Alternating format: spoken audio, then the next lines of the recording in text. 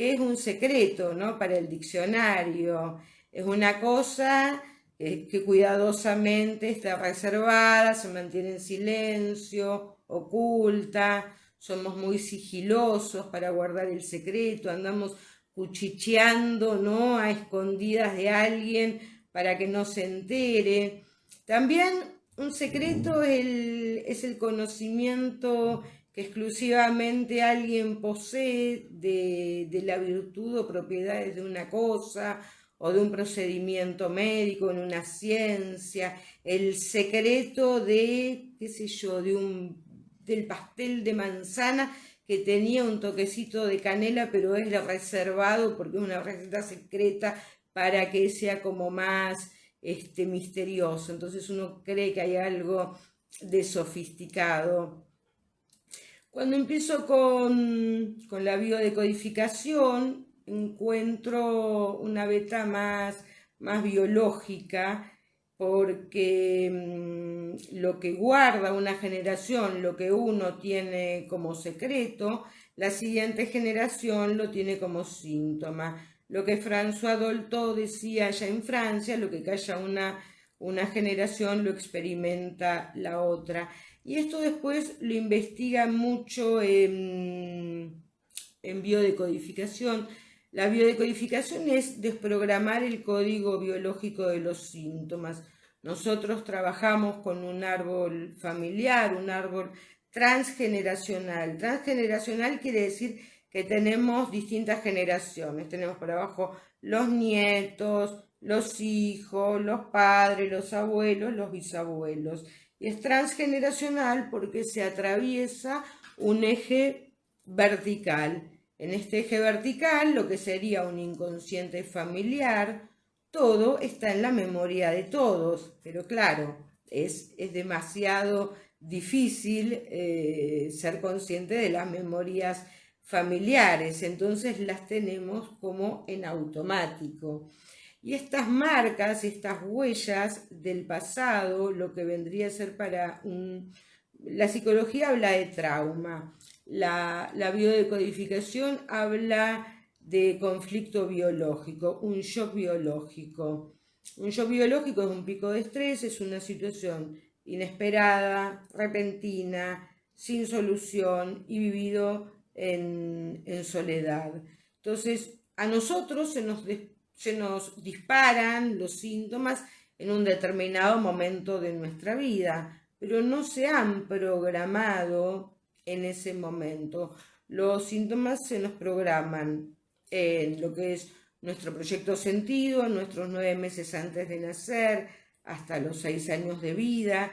Ahí hay que buscar todas las situaciones dolorosas, ¿no es cierto? Y cómo mamá lo vive. Hay que buscar duelos, hay que buscar mudanzas, hay que buscar abortos, hay que buscar separaciones, pérdidas de trabajo, pérdidas de vivienda, pérdidas de dinero, peleas a muerte. Y son todos picos de estrés. Otros picos de estrés los tenemos que buscar en el árbol transgeneracional, como las mujeres somos dobles por ovocitos. Cuando mi abuela estaba embarazada de mi mamá, el óvulo del que yo nací ya estaba en el vientre de mi abuela. Esto quiere decir que yo ando como si fuera con un drive, un sistema operativo que es mi abuela materna. Pero hay que ver qué le pasó a nuestras abuelas maternas siendo niñas. Ahí hay muchos conflictos que se van heredando. Entonces hay, de acuerdo a lo que les ha pasado a nuestros ancestros, bueno, tenemos memorias de guerra, tenemos memorias de hambruna, tenemos memorias de exilio, de desarraigo, de secuestros, de viudeces, de abusos, van van variando. Y la hipótesis que cotejan Anne Schutzenbergen con Marc Frechet, que son psicoanalistas, es que muchas enfermedades que nosotros podemos estar viviendo en el día de hoy pueden ser el resultado de un secreto familiar. Entonces la pregunta es simple: ¿Cómo puede ser que un simple y sencillo secretito pueda heredarse como una enfermedad o como un problema de comportamiento? Se habla de trastornos de comportamiento a lo que tiene que ver con algunas patologías de índole psiquiátrica, donde nuestro cerebro, ante situaciones de conflicto, es tocado en dos focos a la vez. Entonces se te arma una luz de alarma acá y una luz de alarma acá. Estos dos, al entrar en conflicto, al activarse de manera simultánea, te producen especies de cortocircuito. Entonces, ¿qué pasa con estos conflictos? ¿Por qué un secretito puede armar tanto revuelo en las generaciones que vienen después? Porque bueno, en el momento en que el secreto es creado, causó un conflicto emocional entre los involucrados y estos, o sea, los que sí conocían el secreto, o sea, están los que le pasa el secreto, aquel entorno al que le dijeron el secretito, pero no digas nada, o sea, te lo cuento, pero vos tenés que ser una tumba, no lo podés sacar a la luz porque, bueno, porque es algo doloroso. Lo cierto es que estos ancestros nuestros han muerto entonces con estos conflictos activos. Entonces, por ejemplo, yo me llamo Elena como mi abuela Elena, mamá de mi mamá. Y mi mamá tuvo 4 fracturas de cadera derecha, y cada una con sus distintas cirugías. Por lo tanto, en algún momento de mi vida, creo que fue para la tercera o cuarta, que yo ya había empezado con la decodificación, voy a ver el síntoma. Y cuando voy a ver el síntoma de las fracturas de cadera de mi mamá, no para no operarla, ¿no? Sino para decir, bueno, vas a entrar al quirófano con un poquito más de pila y de optimismo y de confianza. Y ahí descubro que mi abuela Elena había tenido un niño, mi tío Samuel, que a la edad de 2 años, un año antes del nacimiento de mamá, había muerto de sarampión por cuestiones de la vida, de la época. Mis abuelos y le dan la orden a sus hijos, es decir, que a mi madre se entera a los 55 años que tuvo un hermanito que murió antes que ella, y se entera de accidente, porque nadie tuvo una intención de revelarle este misterio, sino, bueno, por favor, ahora que se murió fulanito, necesito que me acompañes al cementerio a ver una tumba. ¿La tumba de quién? De un nene. ¿Qué nene? Un hermanito que se nos murió. Mi mamá nunca incorporó a este hermanito como un hermanito. Entonces, ¿qué sucedió? Que mi mamá nace de un útero en duelo. Tiene una madre de 40 años, que se le murió un nene de 2 hace 2 o 3 meses, e inmediatamente, por lo que se llama un mandato del tálamo cerebral, que se activa en mi abuelo, hay una orden inconsciente que recibe el árbol de que el niño perdido hay que reponerlo. Entonces inmediatamente nace, digamos, se engendra un chico. O sea que mi abuela, que había pasado la guerra, hechísima mierda, con un útero en duelo, no queriendo saber nada con un chico más, la tiene a mi madre. Y claro, queda ya como tan debilucha que le dice a la hija mayor, tomá, a esta te la doy para que vos me la cuides. Entonces había una cosa como de cosas confusas y de secretos. ¿Para qué cuento toda esta historia del tío Samuel? Porque mi misión, cuando empiezo a hacer la sanadora de mi árbol, fue ir a visitar la tumba de Samuel y darle luz, darle un lugar en la familia, luego inmediatamente informar a los que siguieron. Pero a veces como que a veces nada, el cuerpo nos dice algo y por X causa no lo escuchamos, pero en este caso, bueno, el cuerpo, el cuerpo gritó. Cuando la gente muere entonces con el conflicto activo, con la situación de duelo, este conflicto queda activo y como queda activo sería como una luz, ¿entendés?, de supervivencia, como cuando a vos se te empiezan a activar las notificaciones de algo y a veces uno no sabe cuál es la notificación a la que le tiene que estar prestando atención porque, porque en verdad no la conoce. Pero lo cierto es que hay cosas que las generaciones siguientes, por asuntos de genética y cuántica, simplemente sospechan que algo sucede, que debió haber pasado algo en esa generación, pero no se sabe qué es. Cuando los traumas que tienen nuestros árboles son tan grandes, sobre todo cuando tenemos traumas de guerra, lo que yo puedo decir es que los traumas se ven en segunda y en tercera generación y que hay que detectar, ¿no es cierto?, todo el sufrimiento que nosotros tenemos porque ya nacimos en situaciones de mucho estrés. Después les voy a contar, por ejemplo, la historia de un secreto para que sea algo como fácil, un poco llevadero. Supongamos que hay una parejita, Carlos y Lucía, que tienen 20 años y se ponen de novios y se enamoran, los chicos están enamorados, tienen relaciones sin casarse, obviamente, ella queda embarazada, todo es felicidad para ellos, el tipo se pone re alegre, sienten que es un buen momento para casarse, idealizan a su bebé, planean cómo va a ser su hermosa boda, pero bueno, para casarse, este chico Carlos tiene que ir a conocer al papá de Lucía. Cuando conoce al papá de Lucía, Carlitos, que es un chico de más bajos recursos, que no da en el target de lo que el papá de Lucía quería para su hija, que estaba en primer año de la universidad,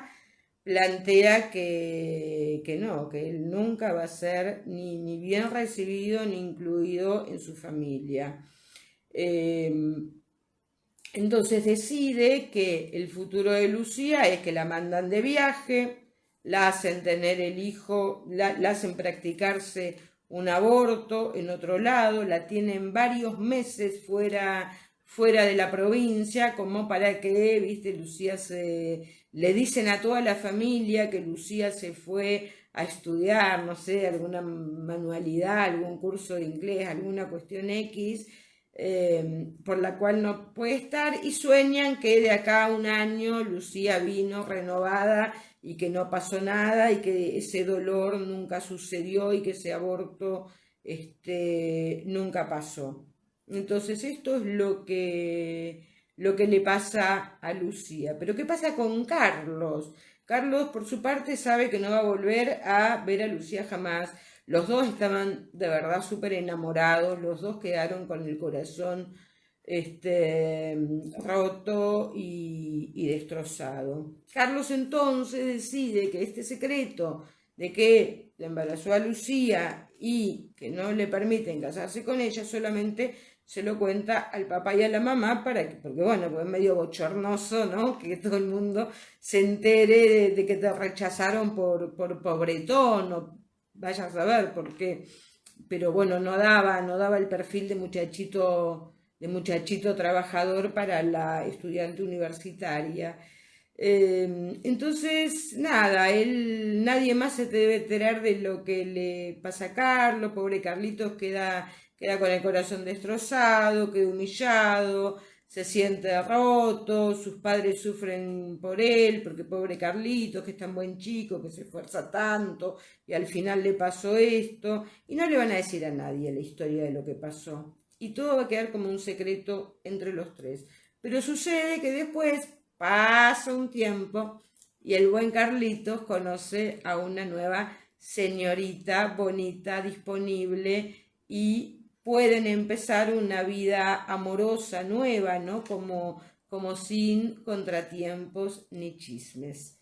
Así que el ejemplo en sí mismo es muy sencillo, parece algo doloroso, sí, pero simple, porque bueno, hay implicancias emocionales que quedaron sin resolver. Imaginemos que después que Carlos conoció a esta chica, ¿no es cierto?, se pone de novio y se empieza a enamorar, pero Carlos íntimamente, en el fondo de su corazón destrozado y roto, él la ama a Lucía, o sea, la otra es como un premio consuelo, el tipo está enamorado de Lucía y no pudo, y siente que ese secretito, ¿no es cierto?, todo eso que solo le contó a la mamá y al papá, que tal vez la mamá o el papá lo cuenten en algún momento. Entonces Carlos ya se siente como presa de miedo de que su secreto de haber sido rechazado por pobretón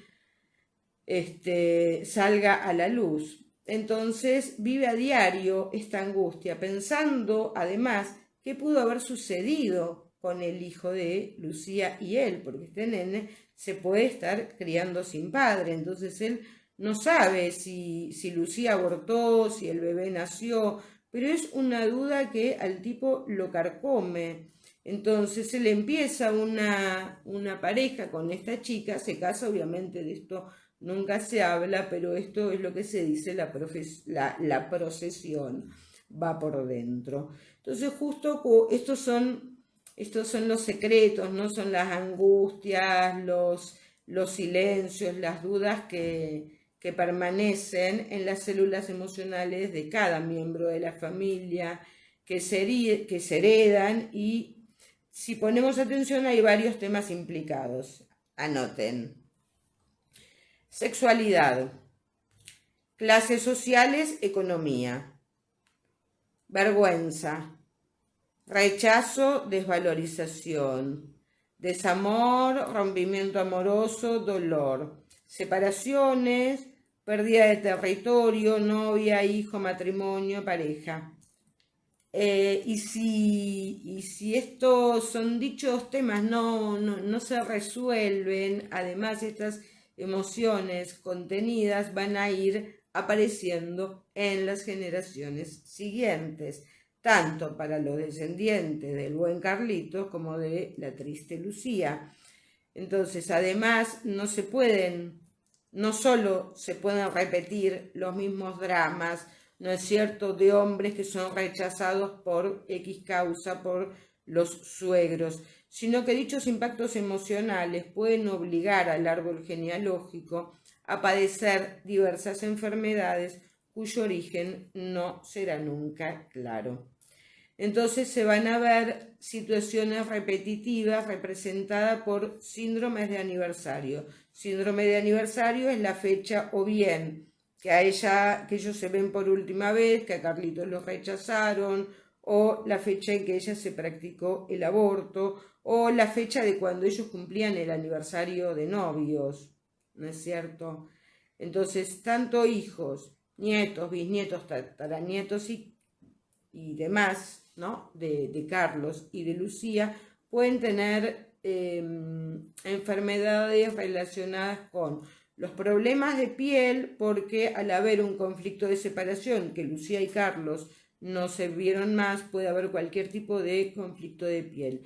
Puede quedar además afectado el corazón, puede además haber problemas económicos, puede además haber problemas reproductivos, problemas de falta de reconocimiento, separaciones amorosas, puede haber discriminaciones, rechazos, abortos, familias separadas, diabetes, alergia.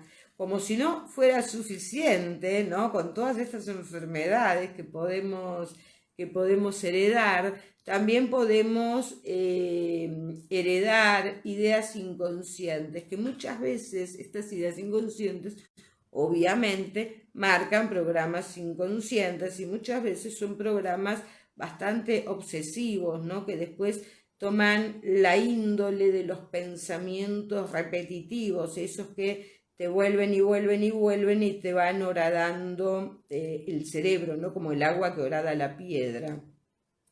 Y entonces se te vienen programas de tipo, anoten. Jamás seré lo suficiente bueno para aspirar el amor de una mujer con una mujer adinerada. O jamás habrá un hombre que sea para mí. Jamás seré digno de ser aceptado. perderé de pronto lo que amo. Y así podríamos decir que la gran mayoría de los secretos siempre implican temas que tienen que ver con la sexualidad. Ahí tenemos, dentro de sexualidad tenemos violaciones, abusos, tocamientos, incestos reales, adulterios. Tenemos secretos que se nos manifiestan en el área de la reproducción. Entonces ahí tenemos abortos, hijos no reconocidos, hijos con defectos físicos, abandonados o tirados, incluso asesinados, hijos regalados, hijos vendidos. Después tenemos situaciones que se hace el silencio por cuestiones de violencia. Ahí tenemos asesinatos, torturas, golpes, humillaciones. Después tenemos las situaciones que están vinculadas a la economía, lo que tiene que ver con la pérdida de riqueza por juego, mujeres, alcohol, apuestas, derroches, fraudes, robos, o sea, todo lo que tiene que ver con prostitución, timba, promiscuidades. Son temas que no se platican, no se conversa de esto, y son temas de lo que nadie pregunta y temas que pareciera que quedan como en las historias familiares. ¿Por qué? Porque como todo era tan triste, a uno ni se le ocurría preguntar cómo era en la época de la guerra, que todos estaban pasando hambre. Imagínense, yo a mi abuela no la conocí, murió antes de que yo naciera. Pero la tipa tenía 23 años cuando se encuentra en Rusia sola con un bebé en brazos, se tiene que ir caminando de Rusia a Austria, se encuentra con su marido 4 años y medio después, una mujer joven con un bebé a la intemperie, viviendo tantos años, ¿no es cierto? Así como 4 años y medio hasta que se encuentra con su marido, con quien después tienen un montón de hijos más. Y yo me descubro trabajando muchísimos años en el área de prevención y protección sola de madre en situación de riesgo. Me encuentro acompañando mujeres violadas en banda. Me encuentro situaciones que fueron como muy angustiantes de mi vida laboral, como si yo hubiera reparado la vida de mi abuela trabajando. Claro, siempre que uno repara, no gana dinero. Es como que estás todo el tiempo trabajando, ¿no? Entonces te toca trabajar me tocaba trabajar con cosas muy tristes que eran muy penosas y que por alguna cuestión yo las tenía que sanar. Otras situaciones que pasan cuando nosotros, para decodificar, empezamos a armar el árbol familiar, nosotros pedimos datos como fecha de nacimiento, fecha de muerte, se cuentan los no nacidos, cada aborto es un duelo bloqueado, se cuentan las mudanzas, se cuentan las tragedias, ¿no es cierto? Este es el que se le prendió fuego el campo, este es el que quedó solterón, este el que le metieron los cuernos, este era el que era borracho, y así cada uno tiene sus historias y sus secretos. Cuando yo voy escribiendo, ¿no?, los datos del árbol y voy haciendo preguntas, hay que ver claramente cómo me contestan, ¿no? Si me miran a los ojos, si miran así como queriendo olvidar, como desconectados. A veces pasan de hablar fluidamente a tartamudear o hablar con palabras sueltas. A veces se enojan de lo que les preguntás.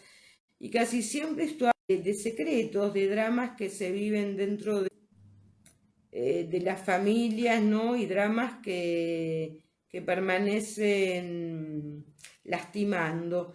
Lo es que hay secretos que ya perdieron vigencia, porque los perdimos cuando, o sea, la gente con la que pactamos el secreto ya está muerta. Secretos de cosas los secretos, por ejemplo, cuando trabajo con regresiones, siempre se habla de secretos vinculados al origen de lo que a uno le pasa.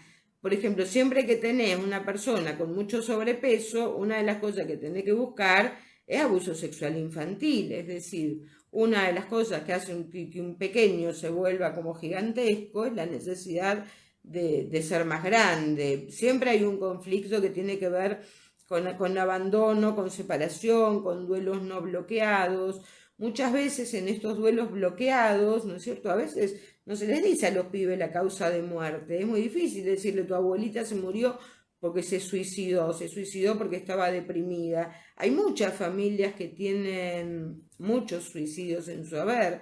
Entonces no son cosas de las que se habla, porque a la gente le da vergüenza. El secreto pesa mucho, porque en esto de que mi mamá se enteró a los 55 años de que tenía un hermanito que que se llamaba Samuel, mi vieja como a los 87 tuvo la foto de la tumba de su hermano, o sea, 5 años de morir, entonces, antes de morir.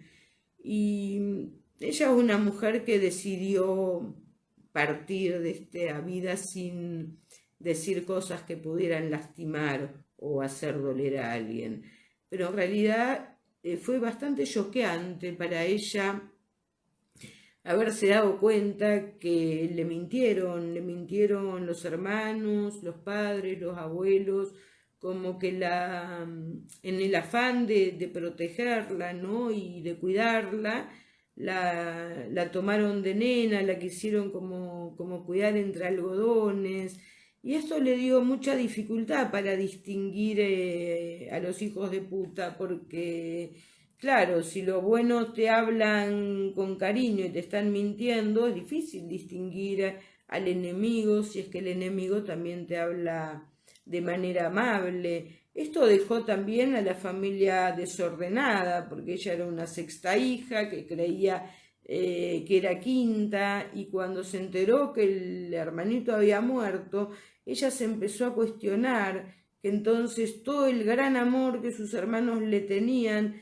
en verdad estaba muy tenido de miedo y del temor grande de que a ella le pasara algo, ¿no? Entonces a veces uno se te da como vuelta la cabeza porque a último momento, o no tan último, pero porque ponele tenía 87, pero ya estaban todos muertos, no había a quien preguntarle nada, es cuál es el verdadero lugar del sentimiento, ¿no?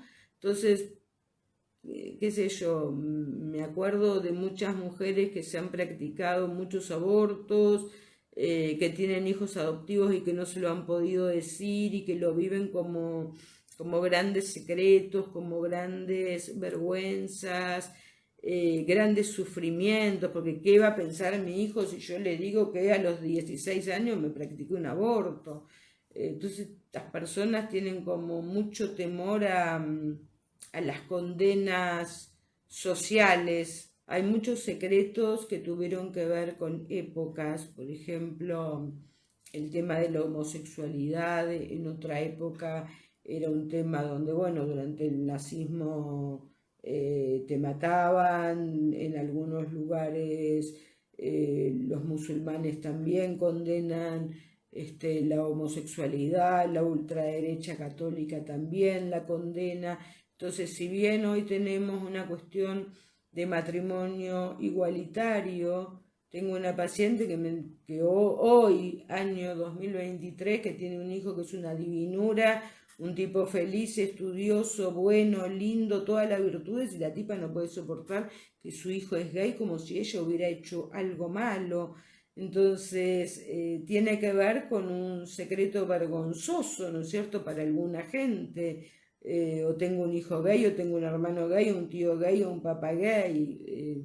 Bueno, lo que sea, es algo que ha perdido mucha vigencia en cuanto a lo que es un secreto vergonzoso. ¿Qué pasa con la gente, no es cierto?, que tiene un miembro de su familia privado de la libertad, o lo que se dice preso, porque cometió algún tipo de delito? ¿Qué pasa si tenés un ancestro, no es cierto?, que hubo un asesinato o alguno lo mataron en un asalto, o hay muchas familias donde tienen montones de muertes trágicas, de asesinatos. Les agradezco mucho que me hayan acompañado.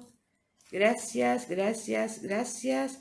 Espero que si les resulte útil compartan, comenten. Gracias.